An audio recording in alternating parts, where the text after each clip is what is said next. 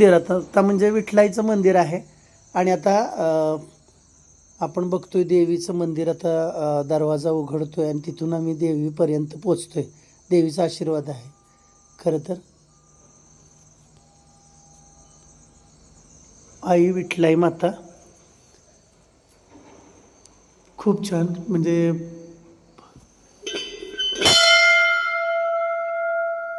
एवढ्या सुंदर मंदिर.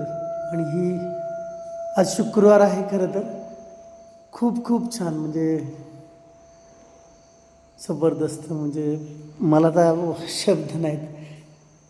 आईच्या आशीर्वादानं मस्त म्हणजे एवढं भारी मंदिर.